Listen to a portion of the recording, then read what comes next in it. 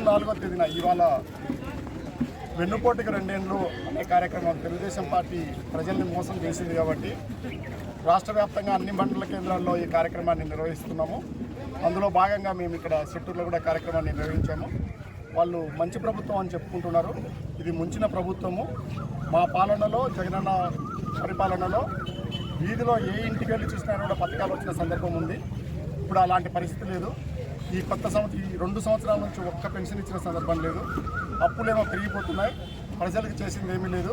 జనసేన ప్రతిపాదిస్తున్న సన్ముఖ వ్యూహం కూడా అట్టడిపోయేది అయింది. అసలు పవన్ కళ్యాణ్ ఒక్కరోజైనా కానీ కూడా తను సన్ముఖ వ్యూహం అనే పేరుతో చంద్రబాబు నాయుడుతో కలిసి ఓట్లు అడిగినాననే విషయం ఆయన గుర్తుందో లేదో కూడా తెలియదు. సూపర్ 6 అని చంద్రబాబు నాయుడు చెప్తే సన్ముఖ వ్యూహం అని చెప్పి జనసేన వాళ్ళు చెప్పారు. అది అట్టర్ ఫ్లాప్ అయింది. బస్సులు కానీ గ్యాస్ సిలిండర్లు కానీ చాలా అధ్వానంగా నడుస్తున్నాయి.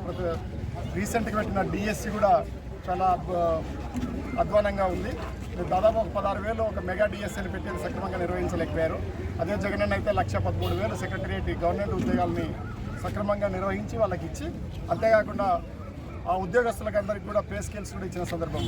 ఇప్పుడు చూస్తూ ఉంటే ఒక్కొక్క డిఎస్సిలో ఎన్నో అక్రమాలు కనిపిస్తున్నాయి. వాళ్ళు ముఖ్యంగా స్పోర్ట్స్ కోటాను చాలా అధ్వానంగా దాన్ని తయారు చేసి ఉన్నారు. కేవలం వాళ్ళ కార్యకర్తలకు ఇచ్చే విధంగా తయారు చేసి ఉన్నారు. మా దగ్గర కూడా చాలామంది బాధితులు వస్తున్నారు డిఎస్సి వాళ్ళు. అది పరిస్థితి. ఈ నియోజకవర్గానికి వస్తే 114 చెరువులకు నీళ్ళు ఇస్తామని చెప్పారు. ఇప్పటి వరకు ఒక్క రైతుకు కూడా 1 ఎకరా భూమికి కూడా వాళ్ళు డబ్బులు ఇచ్చిన సందర్భం లేదు. మహానుభావుడు జగనన్న ఇచ్చిన డబ్బులే రైతులకు అందినాయి. ఇంకా డబ్బులు ఇవ్వాల్సినవి ఉన్నాయి. వాటిని అలాగే పెట్టారు.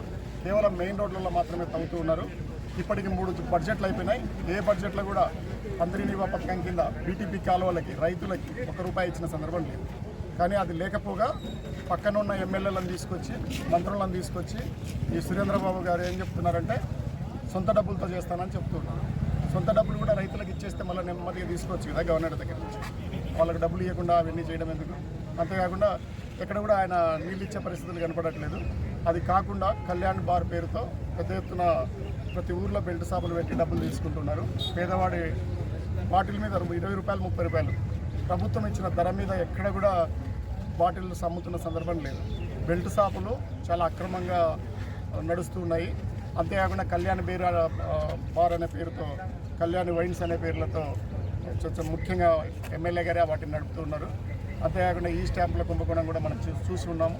దాని గురించి నేను ఎక్కువ మాట్లాడడానికి లేదు. మళ్ళీ ఇప్పుడు ఈ 18వ తారీఖు ఉంది. అది మిగతా విషయాలు కూడా చూస్తున్నాం. చిన్న చిన్న కాంట్రాక్టర్లు కూడా చిన్న పనులకు కూడా ఈవెన్ తెలుగుదేశం కార్యకర్తలు కూడా వాళ్ళకి అందుబాటులో లేవు. అవి ఎమ్మెల్యే గారే స్వయంగా చూసుకుంటున్నారు. ఇవన్నీ కూడా ఒక ఆదాయ వనరుగా మార్చుకున్నారు ఈ ప్రాంతాన్ని. ఏది వదిలిపెట్టట్లేదు. ఇసుక కావచ్చు, మట్టి కావచ్చు, కొండలను పిండి చేయడం కావచ్చు, ఆఖరికి కాలువలు తీసిన మట్టి కూడా ఉండడం లేదు. అది మాయమైపోతుంది. ఇంకా బాటిళ్ళ గురించి చెప్పాల్సిన పని లేదు. ఒక పెద్ద సిండికేట్ లాగా ఏర్పడి ఈ ప్రాంతంలో దోచుకుంటున్నారు. ఇవన్నీ కూడా చాలా ముఖ్యమైన అంశాలు. ప్రజల ఆగ్రహం చెవి చూడకుండా ఉండాలంటే ఇప్పుడైనా కూడా మంచి పాలన ఇవ్వండి. ఎవరైతే అర్హులు ఉన్నారో వాళ్ళకి పెన్షన్లు ఇవ్వండి. రాష్ట్ర వ్యాప్తంగా ఒక్క పెన్షన్ కూడా మీరు ఇచ్చింది లేదు. ఎక్కడో ముసలాయన చనిపోతే ఆయనకు పెన్షన్ వస్తుంటే ఆయన భార్యకి ఇచ్చింది తప్ప కొత్తగా ఇచ్చినట్టు లేవు. మిగతా అన్ని విషయాలు కూడా మీరు ఏదైతే చెప్పి ఉన్నారో 50 ఏళ్ళకి ఎస్సీలకి ఎస్టీలకి మీరు పెన్షన్లు ఇస్తామని చెప్పారు. అట్లాగే కాపు వాళ్ళకి కూడా మీరు ఇస్తామని చెప్పారు. బీసీ మహిళలకి ఎస్సీ మహిళలకు కూడా మీరు ఇస్తామని చెప్పి ఉన్నారు. ఇవి ఏవి చెప్పినట్టు ఏవి కూడా చేసింది లేదు. అందువల్ల మీ పాలనకు నిరసనగా ముఖ్యంగా ఈ ప్రాంతంలో ఒక్క రైతుకు కూడా బీటీపీ కింద నీళ్ళు ఇవ్వకపోవడానికి దాని మీద మేము ప్రకటిస్తూ మా ఆగ్రహాన్ని శాంతియుతంగా ప్రకటిస్తూ మేము మీరు ఇచ్చిన ఉమ్మడి మేనిఫెస్టో ఏది ఉందో అలాగే ప్రజలకు ఇచ్చిన బాండ్ల పేపర్లు ఏవైతే ఉన్నాయో అవన్నీ కూడా మేము తగలబెట్టాము.